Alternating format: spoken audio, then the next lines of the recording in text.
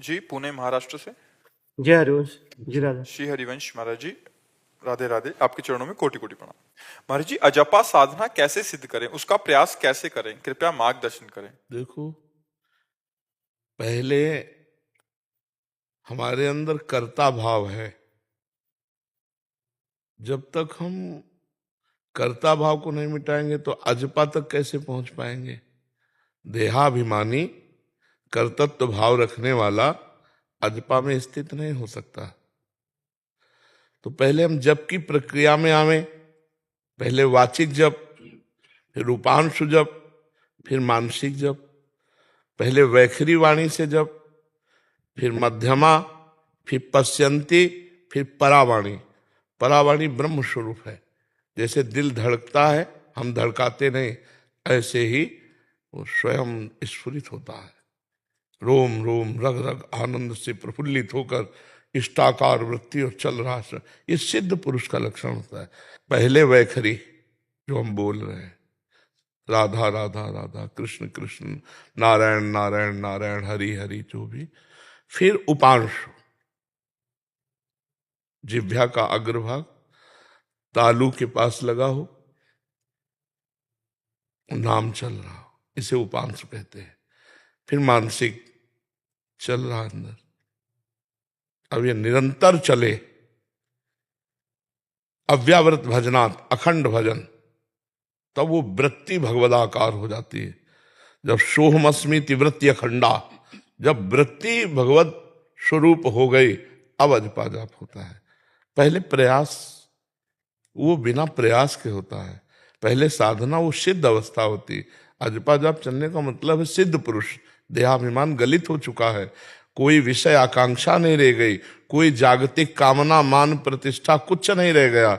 एकमात्र प्रभु जो ममता रहित है, अहंकार रहित है, निर्ममो निरहंकारा, वो परमात्मा स्वरूप अजपा जाप में प्रवेश पा जाता है।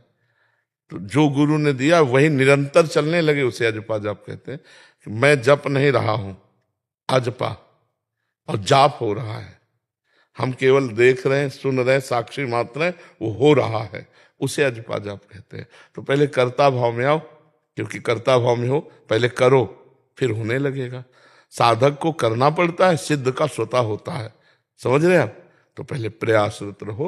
राम कृष्ण हरि जो नाम प्रिय है, पहले जिह्वा से रटो, फिर उसको उपांशु में लाओ, फिर उसे मानसिक में लाओ, मानसिक से फिर वो रोम रोम रग रग में फैल जाता है।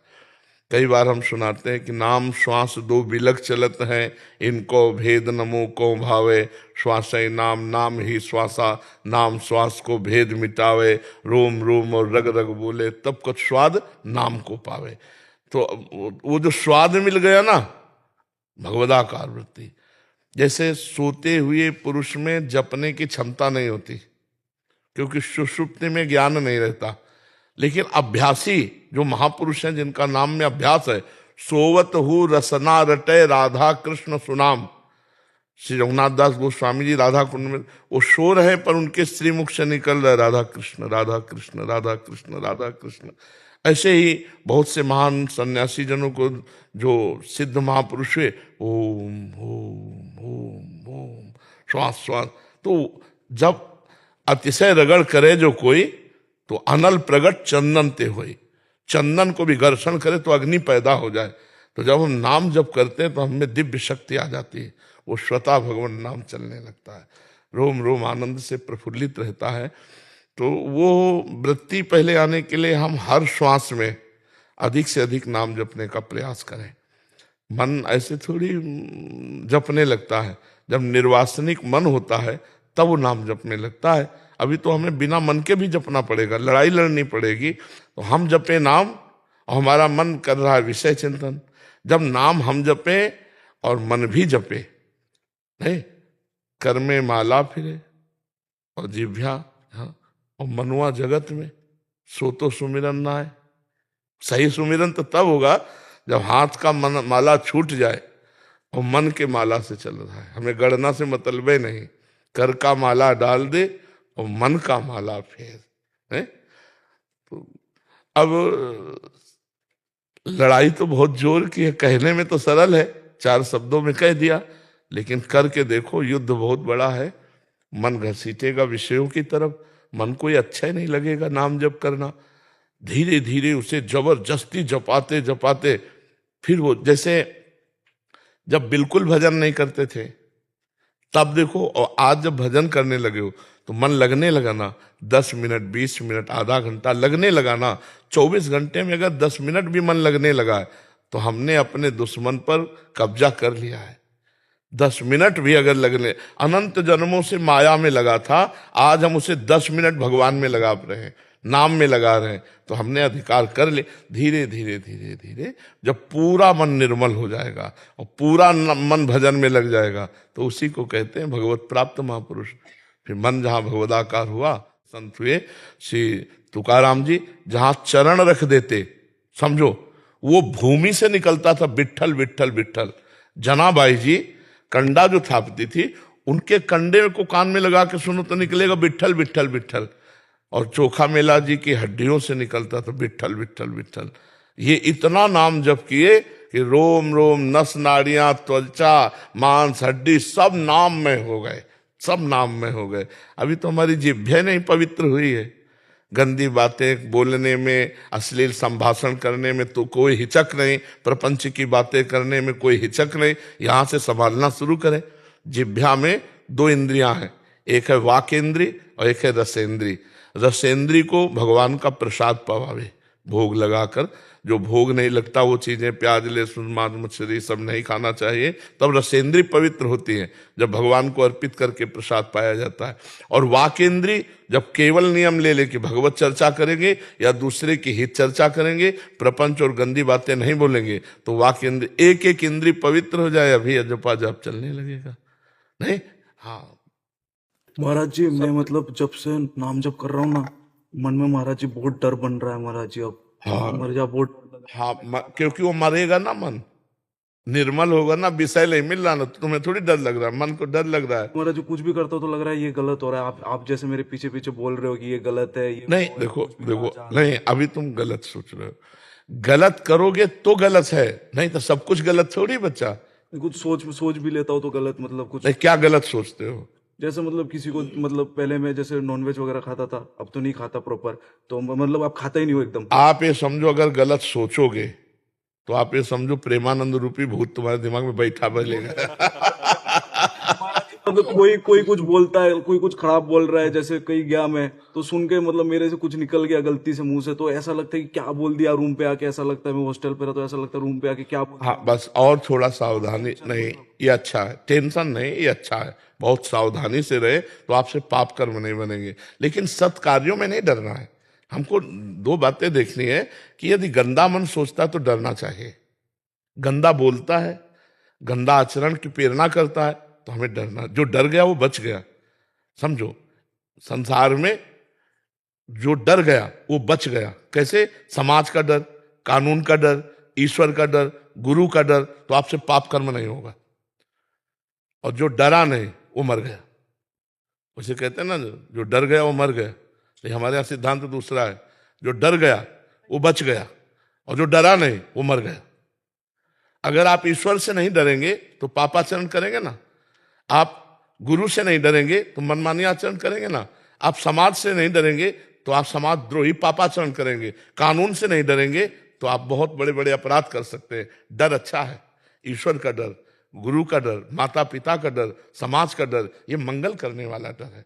अब इस डर में इतना ना डर जाए कि हम मंगल कार्यों में भी डरने लगे, ऐसा नहीं। जो कार्य हमें करने के लिए आदेश मिले हैं वो कार्य करना। बहुत पवित्र हृदय हो रहा है, उसमें थोड़ी सी भी गलती बर्दाश्त नहीं होगी। अब उसको आप मतलब टेंशन मत लीजिए, आप उसे टेंशन में ले रहे हो क्या? महाराज जी मतलब ऐसा लगता है कुछ भी करने जाता हूँ, जैसे अब ऐसा लगता है कि जैसे नाम जप नहीं हो रहा है तो लग रहा है कि महाराज जी ने मेरे को 1-2 बार कहा नाम जप के, तब भी नहीं हो रहा, तो अब कैसे हो सकता है? तभी मैं जबरदस्ती करता रहता हूँ। नहीं, जबरदस्ती ही करते रहो। अभी तो तुम बच्चे हो यार, हम लोगों की जिंदगी व्यतीत हो गई। जैसे लोगों से कहो ना भजन करो, बोले 24 घंटे करते हैं, तो हमें लगे यार 24 घंटे यार, यहाँ पूरा जिंदगी निकली जा रही है और 24 घंटे उन्हीं में है। लेकिन ये कहने में हमको डर लगेगा कि नहीं 24 घंटे, पता नहीं नींद में चलता हो कि ना चलता हो। जागृत में तो हम चला कोशिश कर, लेकिन नींद में तो झूठा ना हो जाएगा। तो 24 घंटे चलता है, इस पर मोहर नहीं लगा सकते। इस पर ठाकुर जी मोहर लगाए, गुरु जी मोहर लगाए, हमारा प्रयास है, प्रयास हमारा है। तो अभी तो बच्चा हो तुम, तो जैसे कि नाम छूट गया क्या, तो तद विस्मरणेन परम व्याकुलते, नारद जी कहते हैं भगवान का स्मरण छूटने पर व्याकुलता आना, तो ये तो अच्छी बात है। गलत बात सोचने पर भय लगना, ये तो अच्छी बात है। किसी से कोई भी बात कहने के बाद उसका चिंतन करना कि मैंने गलत कहा कि सही, अगर थोड़ा भी गलत हुआ तो जलन होना, ये तो अच्छी बात है। ये तो बहुत पवित्र हृदय की बात है। पहले ऐसा नहीं होता था, पता नहीं कैसा अलग। अब नाम जप कर रहे हो तो ऐसा होगा, पहले थोड़ी नाम जप चल रहा था, अब तो दवाई साथ में चल रही, हृदय पवित्र। शुरू में जब नाम जप किया तब सब अच्छा हो रहा था, अच्छा लग रहा था, सब चीज मतलब बढ़िया हो रहा था, मतलब अब तो जलन लग रहा है यार। हाँ, अभी और बढ़ेगी जलन। ये थोड़ा मार्ग जलन का है, और जहां सारे पाप भस्म हो गए तो नाच पड़ोगे, पायो जी पायो मैंने राम रतन धन पायो। ये एक मार्ग डर वाला, निडर अवस्था में पहुंचाता है। यत तग्रे विस्मय परिणामे अमृतोपमम तत्सुखम सात्विकम स्मृतम। जिसकी शुरुआत विष जैसी लगे उसका परिणाम अमृत होगा। ये है सतोगुण, ये है भजन का मार्ग। इसमें विष जैसा लगता है शुरुआत, और परिणाम अमृत जैसे, और भोगों में अमृत जैसा शुरुआत लगती है और परिणाम बड़ा विश्वत होता है। यत तग्रे अमृतोपमम परिणामे विस्मय तत्सुखम राजसम स्मृतम। जो राजसिक भोग आदि हैं, इनमें शुरुआत अमृत जैसी लगती है, अरे भोग ले तुरंत बड़ा सुख में, परिणाम बड़ा दुखद होता है। तो इसलिए बहुत अच्छे चल रहे हो। क्या जी, इतना मतलब जलन पैदा हो गया था ना कि मतलब इधर आ गया। अच्छा, जलन किसको होती है? विवेक धारण कर, जलन किसको होती है? मन को। तो गलत जन्म जन्मांतर से कर्ता कौन चला रहा है? मन करवाता है, उसको जलने दो, शांत रहे तू। यम ही न, भगवान ने सब कुछ लिख दिया है, यम ही न व्यथ्यन्ते पुरुषम पुरुषर्षभ सम दुखा सुखाधीरम सोमृतत्वाय कल्पते। जो हृदय की जलन से व्यथित नहीं होता, उसे सह जाता है, वही अमृत पद का अधिकारी होता है। बहादुर बन तो कायर बन गए, अरे हृदय में जलन होती है, अरे ऐसा होता है, सब कष्ट सहते हुए भगवान के मार्ग में चला जाता है। हे प्रभु, आपके द्वारा दिया हुआ हर विधान मेरे लिए मंगल है। क्या रोता गाता घूम रहा है, हृदय जलता है, ये हो रहा है, ये तो सब प्रोसेस है उसका।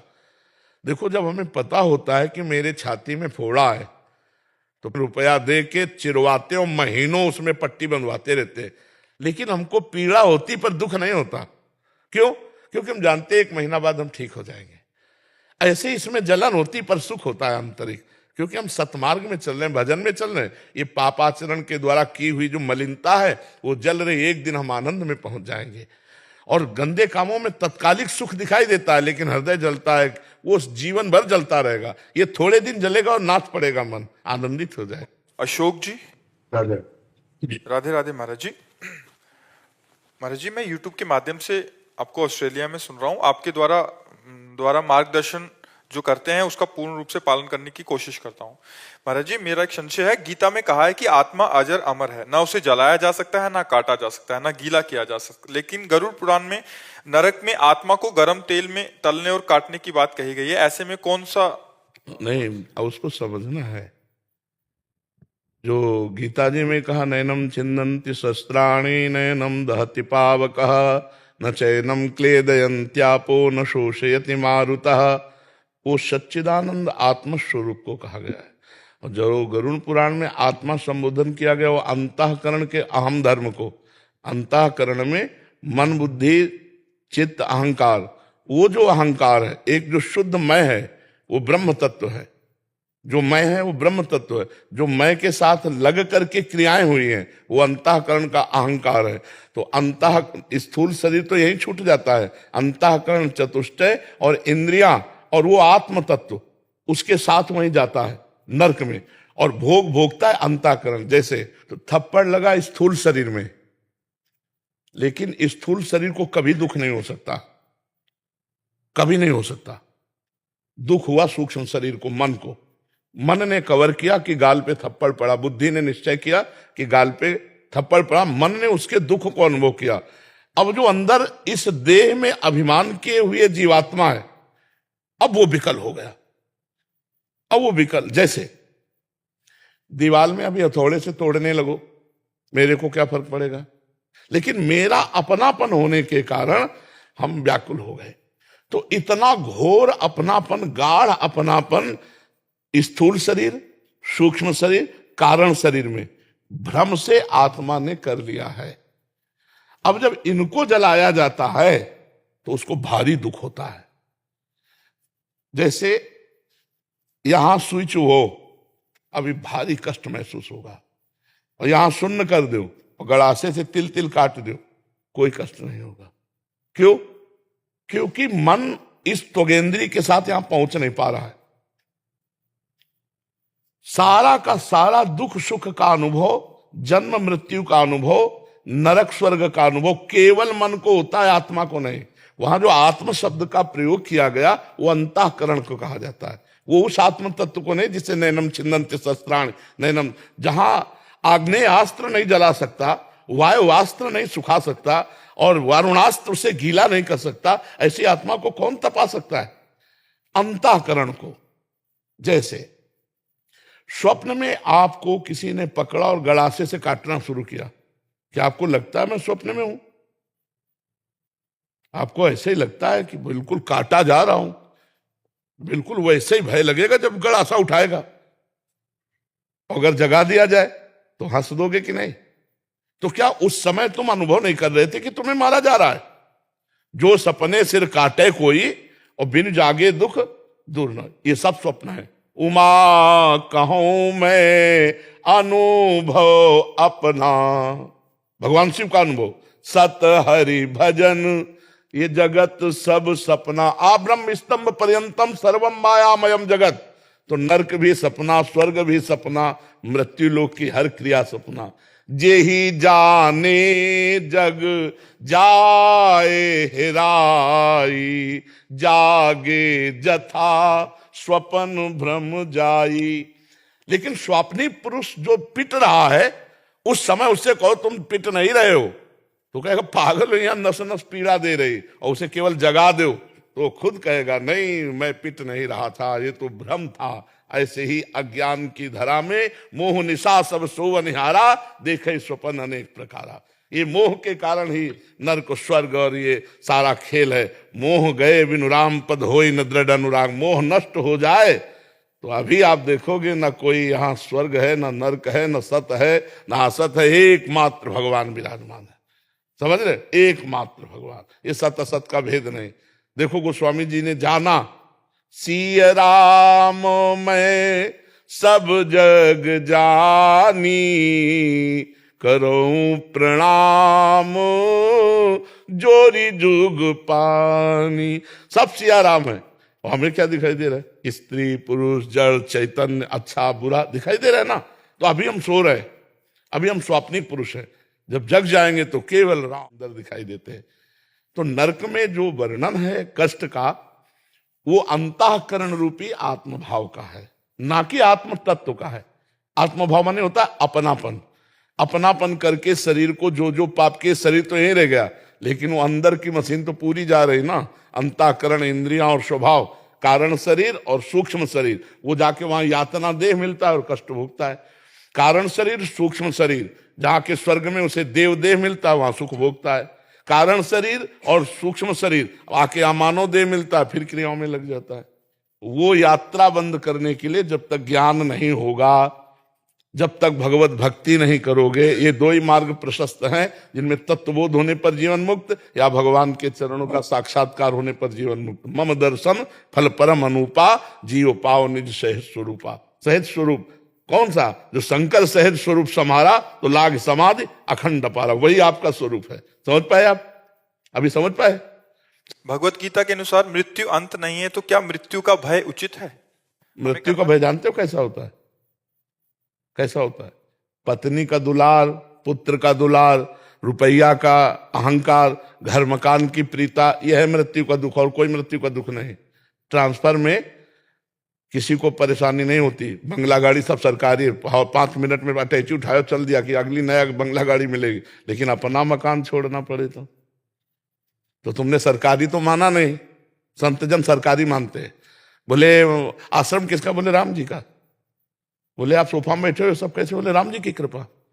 सरकारी सरकारी, अभी ट्रांसफर करे कोई परेशानी। मरने से सब जग डरा, मेरो मन आनंद, कब मरी हो कब भेटी हो पूरन परमानंद। मृत्यु इसलिए भयावह लगती है कि मृत्यु की तैयारी नहीं की, और जहां जहां राग फैलाया वो सब छूट रहा है, इसलिए मृत्यु भयावह लगती नहीं। मृत्यु भगवान है, सब कुछ हरण करने वालों में मैं मृत्यु हूं। भगवान श्री कृष्ण जी विभूतियों में वर्णन करते हैं।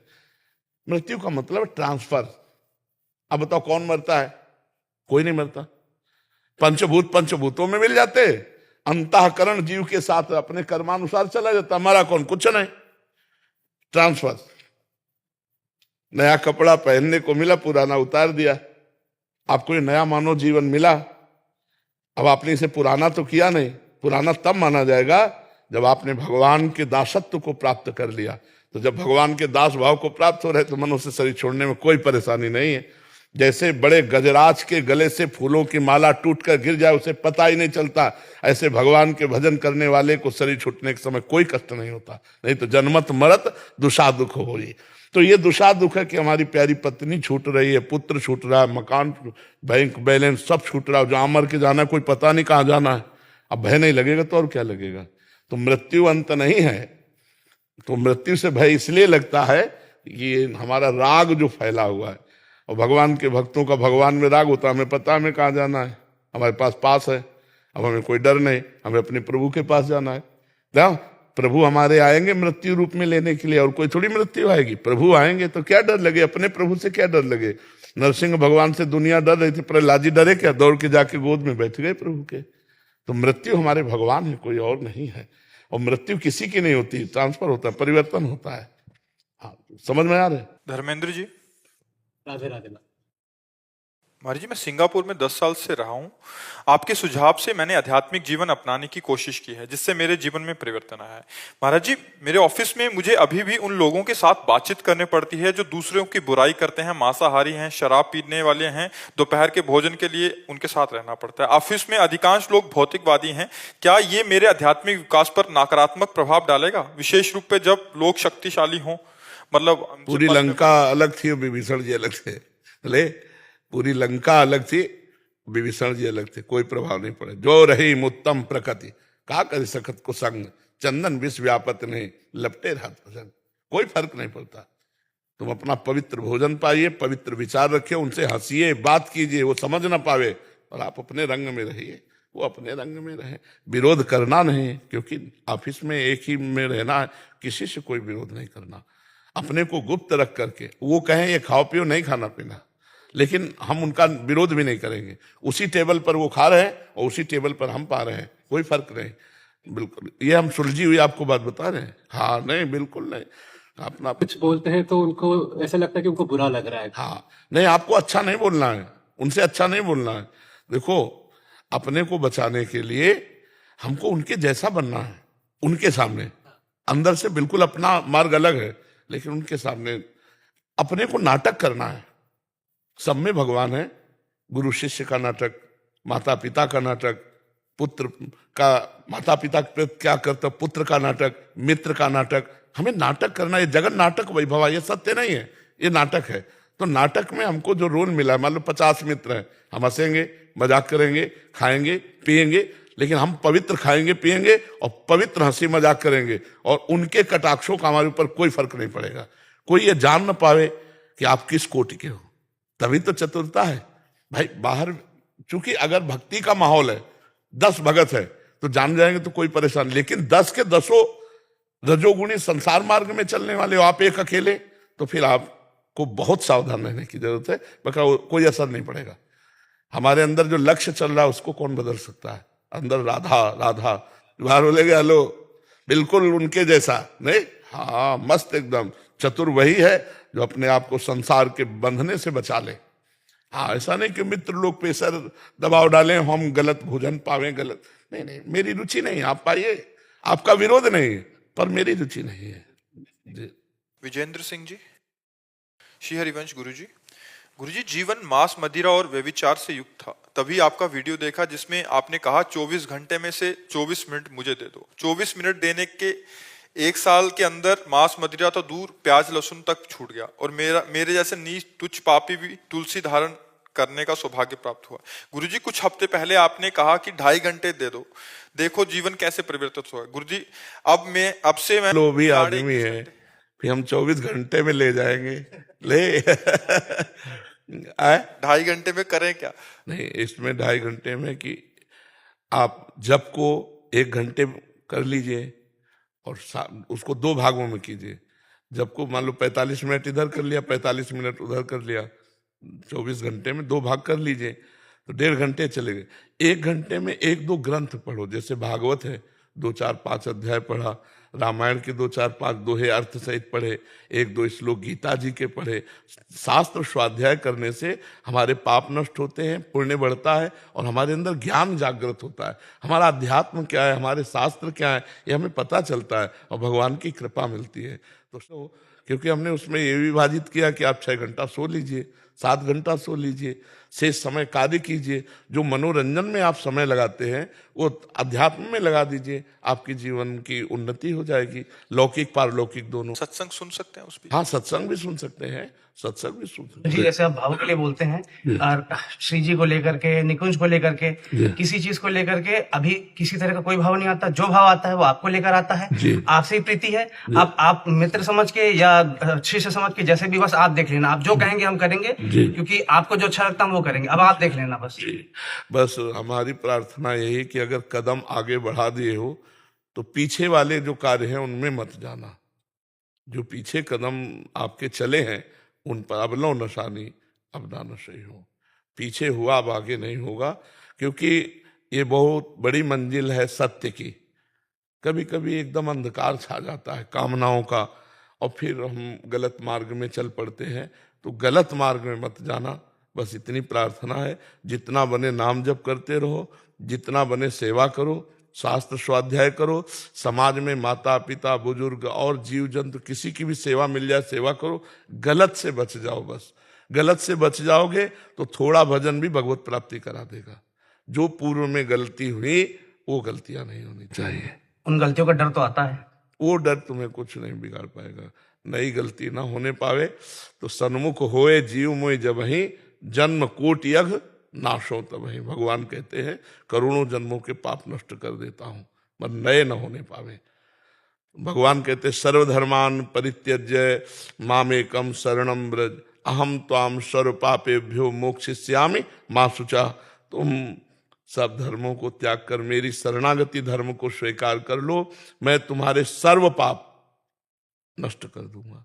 तो पीछे की तो चिंता मत करो, आगे न बनने पावे सावधानी रखो, ठीक है महाराज जी। इसमें एक वो था, बहुत असंख्य कोटि महाराज जी आपकी वार्ता सुन के, आपके वचनों को सुन के उन्होंने गलत आचरण छोड़ दिए, मांस मदिरा व्यभिचार और असंख्य कोटि अपराध जो अधर्म आचरण करते थे महाराज जी।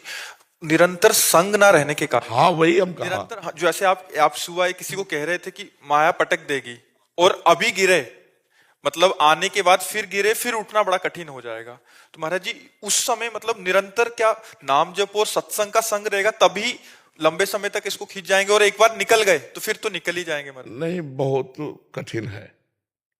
मानो जैसे 70 वर्ष की आयु है और 20 वर्ष से शुरू किया और हम 40 वर्ष चल रहे, भगवत प्राप्ति नहीं हुई, तो गुंजाइश है, माया तुम्हें परास्त कर सकती है। तो हर समय नाम जप, सत्संग और लक्ष्य, बराबर लक्ष्य बना रहना बहुत समय तक। यही तभी कहते हैं कोई लाखों में एक चलता है, चलने वाले हजारों में कोई एक ठीक से चलता है, और ठीक से चलने वालों में कोई एक बिरला पहुंचता है। बिरला पहुंचता नहीं। इतने मनोरंजन वाटिकाएं हैं कंचन कामिनी कीर्ति की कि उसी में जीव गिर जाता है। जैसे उसने कभी भावना की कि अगर हमें ये सुख मिलता तो जी भर के भोगते, और भजन कर रहा है तो पहले भगवान नहीं मिलेंगे, पहले उसके सामने वो सुख आएगा जो उसने चाहा है। ये पक्का है महाराज, पक्का 1000%।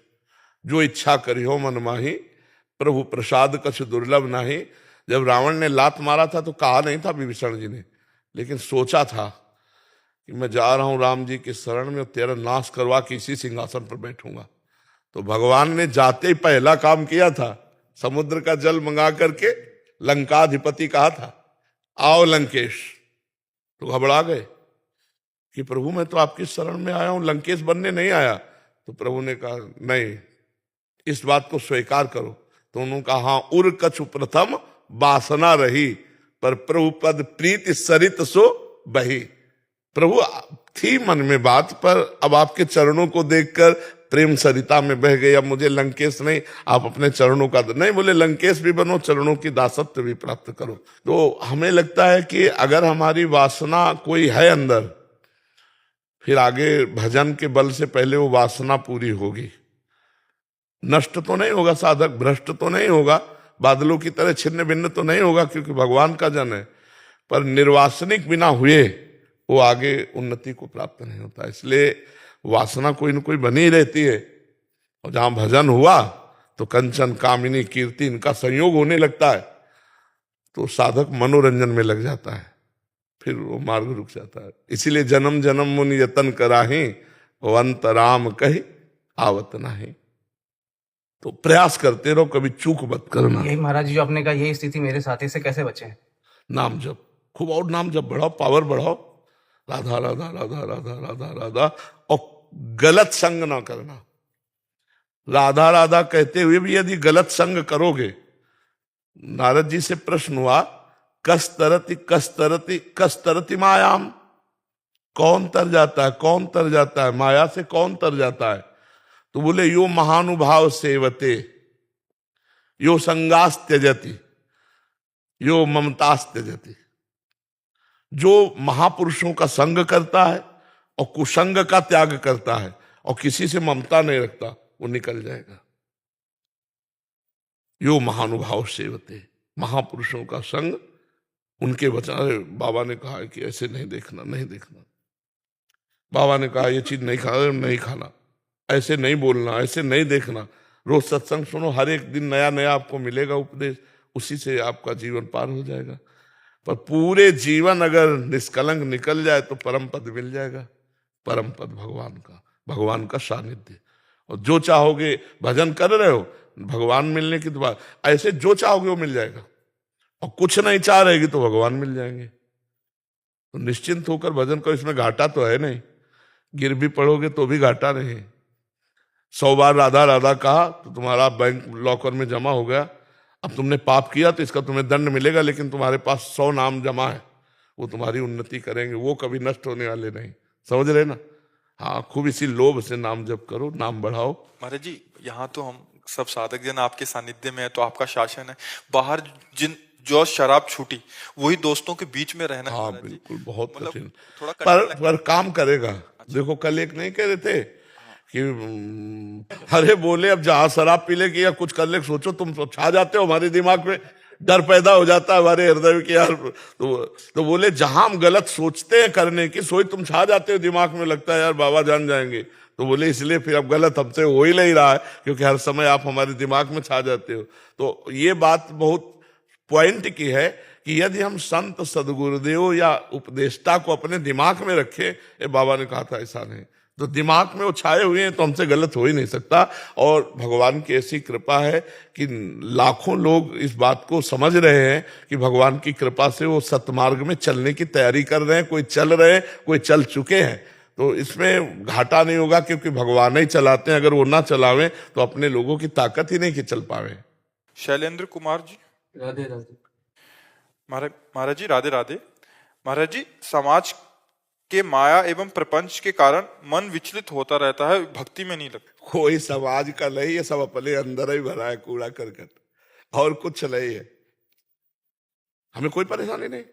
मेरा मन ठीक तो पूरा संसार ठीक, मेरा मन खराब तो पूरा संसार खराब, मेरा मन पापी तो पूरा संसार पापी, मेरा मन राम में तो पूरा संसार राम में, मेरा मन कृष्ण में तो पूरा संसार कृष्ण में। अब बोलो क्या बदलना है, अपना मन बदलना है या संसार बदलना है? गोस्वामी जी की दृष्टि ठीक हुई तो बोले सिय राम मैं सब जग जानी, करूं प्रणाम जोरि जुग पान। पूरा संसार सिया राम में, कहां प्रपंच है? और हमारी दृष्टि में प्रपंच है तो प्रपंच है, हमारी दृष्टि में काम है तो काम है, हमारी दृष्टि में राम है तो राम है। हमारी बात है सुधरना अपने को है, दूसरे को नहीं। तेरे भावे जो करे भलो बुरो संसार, नारायण तू बैठ के अपनो भवन बुवार। क्यों प्रभु बताओ? हमको अपना सुधार करना है। हमें अपने पैरों में जूते पहन लेने, पूरे संसार में कारपेट नहीं बिछाने। समझ रहे हो? हमें अपना माइंड ठीक कर लेना, पूरा संसार ठीक हो जाएगा। हम ठीक तो संसार ठीक। लाल चश्मा तो पूरा संसार लाल, हरा चश्मा तो पूरा संसार हरा। जैसा हम दर्शन कर रहे हैं वो हमारे अंदर की सामग्री, बाहर नहीं है। क्या परेशानी है? जैसे एक फिल्म में पैसा लगा के आप जाते हो देखने, कुछ अच्छा होता है कुछ बुरा होता है, तो आप उसका मनोरंजन करते हैं कि नहीं करते? आप वहां किसी से दुश्मनी नहीं करते, किसी से प्यार नहीं करते, क्योंकि आपको पता है झूठे चलचित्र हैं, कहानी है, उसका आनंद ले रहे हैं, आप मनोरंजन कर रहे हैं। ऐसे ही ये पूरा संसार मनोरंजन है। जगन नाटक वैभवा, एक परमात्मा, एक अपने को अनेक रूपों में करके तीन विभाग कर दिए, एक पालन, सृष्टि, विनाश। कहीं विनाश लीला हो रही, कहीं पैदा होने वाली सृजन लीला हो रही, तो कहीं पालन लीला हो रही, कहीं काम क्रोध की लीला दिखाई दे रही, कहीं भजन की लीला दिखाई दे रही। लेकिन ये सब झूठे, इनमें एक परमात्मा सत्य है, ये सारी क्रियाएं झूठी और सारे रूप झूठे, ये जितने रूप हैं सब झूठे। और भगवान सत्य है, वो थे, हैं और रहेंगे, ये रूप नहीं रहेंगे। कल ये रूप कुछ और था, आज कुछ रूप और बदल रहा है, कल इसका पता नहीं चलेगा। फिर आप कोशिश भी करो तो ढूंढने से पूरे त्रिभुवन में रूप नहीं मिलेगा, ये झूठा है। लेकिन इसके अंदर जो है वो सत्य है। हम सत्य वस्तु को पहचाने, हम माया के इस नाटक में भूले ना। देखो, अगर माया के नाट्य में आप अभिनेता को पहचान लोगे तो आपको परेशानी नहीं होगी। जैसे आप फिल्म में गए तो आपको ज्यादा अच्छा तभी लगेगा जब आप अभिनय वाले को पहचानते हो, नहीं लगेगा? बोले कौन है? बोले अमुक है। और अभिनय दो प्रकार का होता है उसमें, एक होता है पॉजिटिव, होता है निगेटिव। निगेटिव खलनायक और नायक, दोनों को देखने पर जब खलनायक का कोई रोल करता है और बहुत दुष्टता का रोल करता है, कोई कहे बहुत ही यार दुष्ट आदमी, तो आप कहोगे नहीं नहीं नहीं, ये तो बहुत बढ़िया आदमी, केवल रोल कर रहा है। समझ रहे हो ना? ऐसे ही एक परमात्मा रोल कर रहा है, वो है निर्विकार, वो है निर्विकार परमेश्वर। एक परमात्मा केवल रोल कर रहा है, हमको यही जानना है। अब हम यही नहीं जान पा रहे, इसीलिए परेशानी की बड़ा प्रपंच है। हमें तो कहीं प्रपंच नजर नहीं आता। हमारे भगवान अपने खेल खेल रहे विविध रूप में, कहीं विनाश का खेल, कहीं पालन का खेल, कहीं सृष्टि का खेल, कहीं अच्छा खेल, कहीं बुरा खेल, वो खेल रहा है अपने आप में। तो उस खेल में मत सम्मिलित हो, उस खेल से हटो और उस खेल के दृष्टा बनो तो बढ़िया। अभी तो ज्ञान नहीं प्राप्त है ना, इसलिए परेशान। नाम जप करो खूब। नाम जप करते हो? बराबर बराबर का अभ्यास करो। अगर हम एक बार पोछा लगा दे, खिड़की दरवाजा खुला छोड़ दे, हवा आएगी पूरी गंदी हो जाएगी, नहीं हो जाएगी? खिड़की दरवाजे कंट्रोल में रखो, ये सब खिड़की दरवाजे इनको होश में रखो और नाम जप का पोछा लगाते रहो, अभी मन निर्मल हो जाए। सब में भगवान बैठा भैया, वही छुपा। किसी सूझ वाली आंख ने पहचान की, कण कण में झांकी भगवान की। सब में वही रमा हुआ है। हाँ, अब अपने पद और अधिकार के अनुसार जो कर्तव्य है उसको करता रहना चाहिए। चतुरता वही है कि अपने कर्तव्य में धोखा ना पड़े और हम सबके प्रति समान भाव, भगवत भाव रखकर नाम जप करते हुए यहां से मुक्त हो जाए। बड़ा कठिन है, इस दरिया में फंस गए, दलदल में फंस गए, इससे मुक्त हो जाए। रामकृष्ण हरि जो नाम प्रिय हो, खूब नाम जप करो, दूसरों का उपकार करो और अपने कर्तव्य का पालन करो। समझ गए? शिल्पी जी। राधे राधे। श्री हरिवंश प्रभु।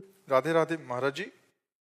महाराज जी कह रहे हैं कि इनके पति आपको सुनते हैं, बट इनका अध्यात्म में थोड़ा कम झुकाव है और वो जबरदस्ती इनको लगाना चाहते हैं कि तुम भी भगवत मार्ग पे चलें, और इसमें कभी कभी वो क्रोध कर देते हैं और छोटी छोटी बातों पे लड़ने लग जाते हैं। महाराज जी मुझे क्या करना चाहिए ऐसे में?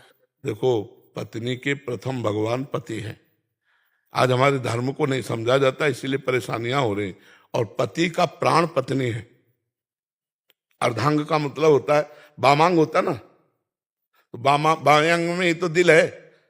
पूरा प्राण माना जाता है पत्नी को, और पत्नी का भगवान पति, ये हमारे भारत देश की शैली है, ये हमारे धर्म की बात है। आज हमारे देखो, इन बातों को न मानने का, कहा जाता है पुरानी बातें, इन बातों को न मानने का क्या दुर्दशा है गृहस्थी की, क्या दुर्दशा। पति पत्नी में विश्वास नहीं, पति पत्नी में प्रेम नहीं, एक गृहस्थी 2 मिनट की बर्ताव में भंग हो जाती। बोले डिवोर्स, वो लड़की लेकर लड़का लेके चली गई, वो पति अपने मकान में बैठे रो रहे हैं। क्या हो रहा है? ये जो girlfriend boyfriend live in relation चल रहा है ना, ये बहुत नाशकारी है गृहस्थी के लिए। हमारे देश की परिपाटी है एक दूसरे को प्राण समर्पित करते हुए आजीवन निर्वाह करना, आजीवन निर्वाह करना। तो आप भी अपने पति को भगवान मान करके उनकी आज्ञा का पालन करते हुए नाम जप करो, पति को समर्पित करो, पति प्रेम प्राप्त होगा और सबसे बड़े परम पति भगवान है, और भगवान की प्राप्ति करनी है तो दोनों मिलकर के भजन करो, सदगृहस्थी में रहो। और कभी पति नाराज हो तो 4 बातें सुन लिया। देखो सुनने वाला बड़ा होता है, सुनाने वाला नहीं होता, सुनने वाला बड़ा होता है। जैसे कोई गाली दे रहा है तो आप सुन लिए तो आप क्षमावान है, आप बलवान है, वो बलवान नहीं, वो तो गाली दे रहा है। तो आप नाम जप करो, भगवान को अर्पित करो कि हमारे पति हम पर प्रसन्न हो। पति की प्रसन्नता, और पति को चाहिए कि जीवन में जो भी हम कर्तव्य कर्म करें सलाह लेके करें पत्नी से, और उसके मन की कामना को पूर्ण करें, क्योंकि उसका हाथ आपने लिया है, उसने आपका हाथ नहीं लिया। पाणी ग्रहण में ऐसे होता है कि आज से सारी जीवन की तेरी जिम्मेवारी मैं लेता हूं। कितना बढ़िया गृहस्थ धर्म यार। मेहनत करके गए, मुस्कुरा करके पत्नी ने स्वागत किया, दोनों प्रेम से खाए पिए, आनंद से बैठ। अब आज का समय क्या है, देखो क्या समय है। हम यही कहते हैं अपने बच्चों को सुधारो। ये बॉयफ्रेंड गर्लफ्रेंड वाला वायरस दिमाग में जो बढ़ रहा है सबके, ये बहुत हानिकारक है, बहुत हानिकारक है। ये गृहस्थी में नहीं सही रहने देगा। साल साल भर ब्याह होता और डिवोर्स हो गया, ये तो कभी सुना नहीं था। डिवोर्स शब्द तो सुना ही नहीं था। जो ब्याह हुआ, पति पत्नी बस एक हुए, आजीवन निर्वाह, आजीवन निर्वाह। हमारे भारत की मर्यादा है यार। पवित्र जीवन स्त्री का, पवित्र जीवन पुरुष का, दोनों जीवन निर्वाह किए एक साथ मिलकर। ऐसा है हमारे यहाँ ये गंदगी नहीं है। अब ये बातें कौन समझ रहा है? ये बॉयफ्रेंड गर्लफ्रेंड वाला समय ये समझ रहा है कि हमारा पवित्र जीवन नष्ट हो गया, अब मैं किसी के काबिल नहीं रह गई। जी बहुत बढ़ रहा है, इसका कारण? इसका कारण ये देखो, शास्त्र और संत ये दो ही समाज के सुधारक है। शास्त्र कोई पढ़ नहीं रहा, मोबाइल का जमाना है, और संतों की कोई मान नहीं रहा, और जो मान रहे हैं वो सुधर रहे हैं। जो मान रहे हैं वो सुधर नहीं, तो कैसे समाज सुधरे? सब बाहर चला जा रहा है मोबाइल में, मोबाइल में सब बाहर चला जा रहा है, क्योंकि मोबाइल में पूरा गलत संस्कार भी है, अच्छे संस्कार भी। अच्छे कौन देखना चाहता है? गलत ही गलत सीरीज और फिल्में, गंदी गंदी बातें, तो गंदगी बढ़ती चली जा रही। और नए जमाने के बाहर की हवाएं आती हैं, अब देश विदेश सब जाना होता है, तो वहीं के संस्कार बन रहे हैं। खान पान गलत है, बुद्धि भ्रष्ट है, माता पिता का आदर नहीं, गुरुजनों का आदर नहीं, शास्त्र स्वाध्याय नहीं, इसलिए भ्रष्ट हो रहा है समाज। अब जो बड़े बड़े संत हैं वो सब अपनी अपनी सीमा में हो गए, क्योंकि जान रहे संसार बड़ा विचित्र है।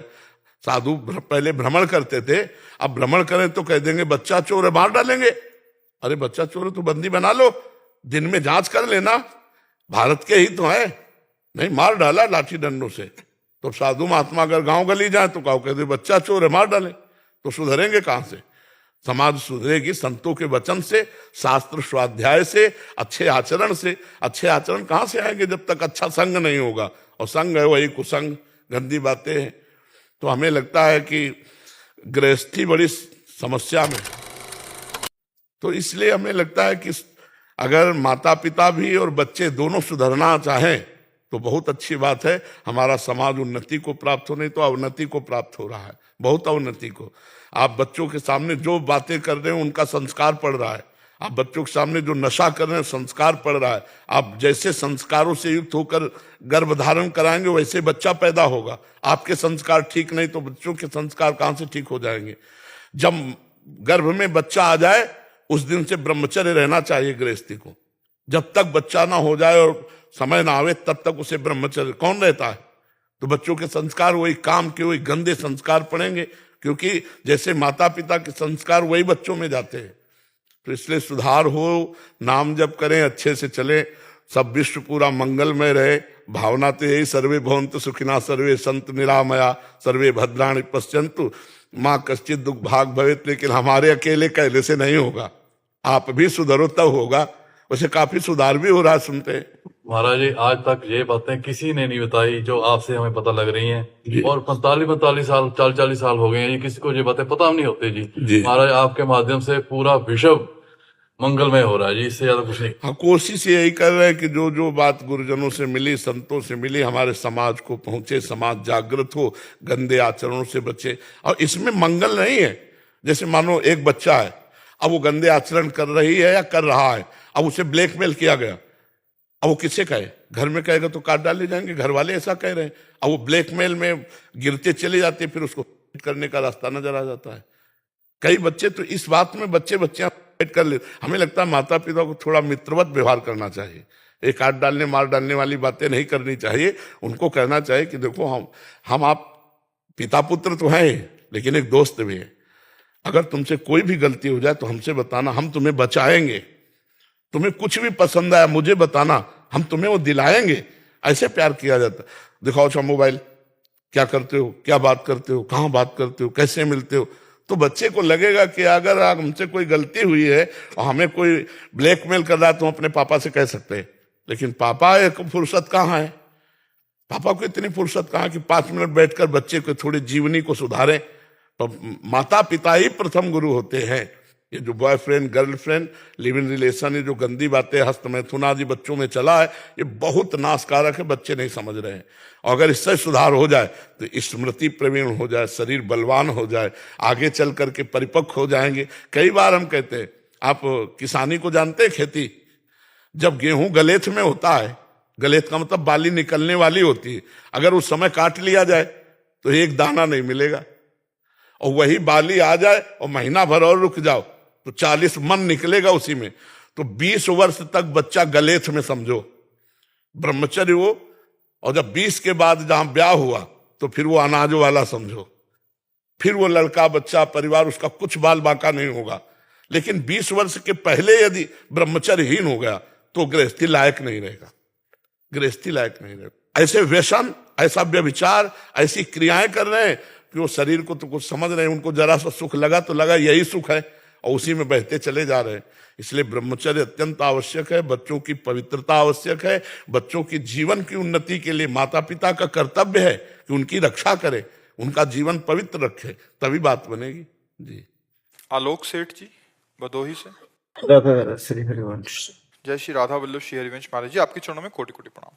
गुरुदेव, मैं सोने चांदी की दुकान में एक कारीगर के रूप में कार्यरत हूँ। पहले तो ऐसा नहीं होता था, लेकिन अब 1 साल से यूट्यूब के माध्यम से भजन का स्वाध्याय हुआ, तब पता चला कि ये कार्य गलत है। जब तक कोई किसी भगवान की मूर्ति को चाहे सोने या चांदी का हो, जब साफ कराने या बेचने लाता है, गलाने के लिए कहता है, तो मन बहुत दुखी एवं विचलित होने लगता है। क्या किया जाए महाराज जी ऐसे में, क्योंकि अभी घर की आर्थिक स्थिति को भी देखना है। पर हम तो ये नहीं कह पाएंगे कि आप भगवान के श्री विग्रह मूर्ति को गलाकर दूसरा रूप दीजिए, क्योंकि हम तो उनको साक्षात मानकर आराधना करते हैं। वो कैसे लोग हैं जो अपने भगवान को बेच देते हैं, अपने भगवान को गलाने के लिए ले जाते हैं, चाहे वो स्वर्ण के किसी भी धातु के। जब हमने एक बार भगवान का रूप दे दिया उनको, तो ऐसा हम नहीं कर सकते, और इसके लिए हम अनुमति भी नहीं दे सकते। अब जीवन उपार्जन के लिए आपके तो आप वो देखो, लेकिन हम अनुमति नहीं दे सकते, ना आदेश कर सकते हैं, क्योंकि भगवान का विग्रह तो भगवान का ही है ना। मान लो इतना बड़ा है, लेकिन ऐसे के खड़े तो हम देख रहे हैं ना श्री कृष्ण है। अब हम कैसे उनका अमंगल सोच सकते हैं कि हम आग में तपा के गला दें, या हम ऐसा हम नहीं कर सकते। हम एक उपासक हैं, हम अपने उपास्य देव की चाहे जितनी मूर्तियां हों, हम ऐसा करने का नहीं कह सकते, बिल्कुल नहीं कह सकते, और ऐसा नहीं होना चाहिए, ऐसा नहीं होना चाहिए। अब हम इसके विषय में क्या कह सकते हैं, लेकिन हम उस विषय को कह रहे हैं कि ऐसा नहीं होना चाहिए कि हमारे भगवान मूर्तियों को गलाया जाए, अष्टधातु की हो या सोने की केवल हो। वो कैसे लोग हैं निर्दयी हृदय, जिन्होंने अभी तक पूजा में रखा, अब उनको बेच दिया। और वो कैसे हृदय हैं जो भगवान के उस रूप को गलाते, फिर तभी हानि होती है, अपराध लगता है, तभी फिर पूरी की पूरी दुकान बर्बाद हो जाती है। आग लग गई, चोरी कर ले गए, या कोई घटना घट गई, तो ये अपराध है, ऐसा नहीं होना चाहिए।